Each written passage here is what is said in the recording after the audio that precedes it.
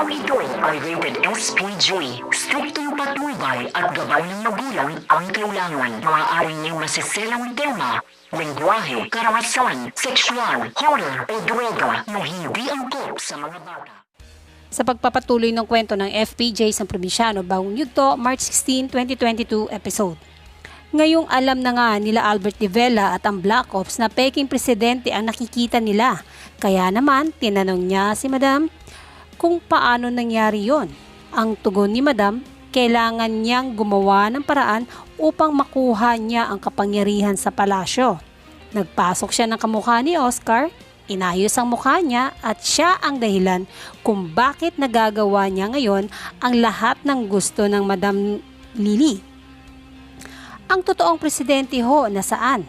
Tanong ulit ni Albert. Tugon ni Madam, hindi mo na kailangan malaman yon, Major. Basta gawin ninyo ang pinapagawa ko sa inyo. Tanong ulit ni Albert, sigurado ho kayo na isasakripisyo nyo ang peking presidente, Madam? Kahit madamay pa siya sa engkwentro?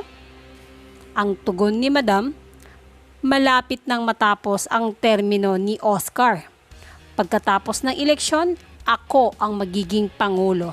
Kunting panahon na lang hihintayin. Kaya pwede nyo nang dispatchahin ang peking presidente. Ngayong alam nyo na ang sikreto, wala nang gugulo sa isip nyo. Hindi kayo dapat lumihis sa plano, Major. Walang dapat makaalam sa sinasabi ko sa inyo. Mapupurnada ang promotion ninyo kapag nabuko ako. Yan ang sabi ni Madam Lily. Tinanong naman ni Albert si Lito kung alam niya ang tungkol sa peking presidente. Ang tugon ni Lito Valmoria, Major, matagal ko nang kilala ang unang ginang kaya mas marami akong nalalaman kesa sa inyo. Sinabihan ni Madam Lily sina Albert at Lito na ito na ang pagkakataon para mamatay si Dalisay. Huwag niyong sayangin.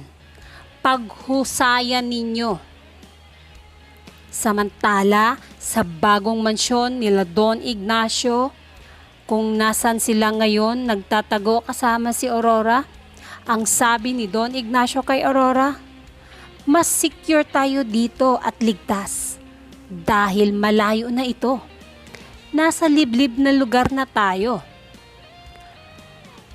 At tinanong din ng Don yung nagligtas kay Aurora. Sabi ni Aurora, Jennifer ang pangalan niya. Di ko nga rin alam kung bakit biglang na lang siyang umalis. Samantala si Mara naman, habang binabaybay ang daan gamit ang kanyang motor, bumabalik sa isipan niya ang bangungot na nangyari sa kanila noon at yung nalaman nga niya na anak ni Don Ignacio si Aurora. At nakita pa niya mismo si Don Ignacio na sinundo si Aurora. Habang iniisip ito ni Mara, napapaluha siya. Pagkakataon na nga sana niyang patayin ang Don, pero parang may pumigil sa kanya. Kasi nga ayaw daw niyang masaktan si Ma'am Aurora. Napapansin naman ni Don Ignacio na laging malalim ang iniisip ni Aurora. Kaya naman tinanong niya ang kanyang anak kung sinasaktan ba siya ng mga dumukot sa kanya. Ang tugon ni Aurora, hindi naman papa. Pero alam ko lang kasi kung bakit nalagay ako sa panganib. Dahil sa'yo, papa. Alam mo naman anak na di ko ginusto na malagay sa panganib ang buhay mo. Dahil mangyayari na nga ang art exhibit na gagawin ni Don Ignacio at dadalo nga dito ang mag-asawang Presidente Oscar Hidalgo at Lilian Hidalgo. Ang gusto ng Don ay nandun din si Aurora sa exhibit na yon. Bilang pasasalamat sa pangalawang buhay ng Don dahil nailigtas siya ligtas siya sa hostage taking noon. At ang proceeds nga na makukuha nila ay mapupunta sa charitable institution ni Aurora.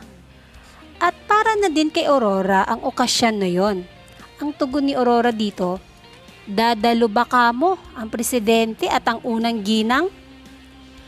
Hindi ko ata kayang makita ang dalawang yon. Lalong lalo na si Oscar. Samantala, sina Cassandra at Ellen naman ay naisagawa na ang kanilang hakbang o balak para kay Mariano na paliligayahin nilang sabay si Mariano dahil ito nga ang gusto ni Mariano. At sa tricks nga nila, pinaupo si Mariano sa upuan at itinali ang mga kamay ng mahigpit na mahigpit. Yun nga ang sabi ni Mariano, higpitan niyo pa, kasi ang akala nga ni Mariano ay may gagawin silang kababalaghan na ikakatuwa niya. Sinampal ni Cassandra si Mariano. Sampal na galit si Cassandra dahil sa ginawa sa kanila ni Ellen. At lumabas na ang dalawa dahil tatakas sila kay Mariano at iniwan nila ito sa kwarto na nakatali ang mga kamay. Kaya naman si Mariano ay tinawag niya si Liwanag dahil nakatakas ang dalawa. Magbabago kaya ang isip ni Aurora at dadalo na siya sa art exhibit at makikita niya si Presidente Oscar at si Madam Lily, na ang alam naman natin ay peking presidente lang ang makikita niya?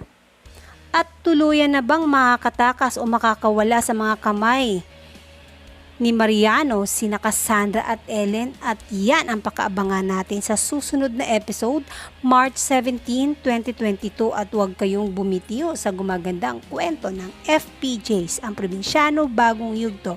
Thank you for watching. Bye!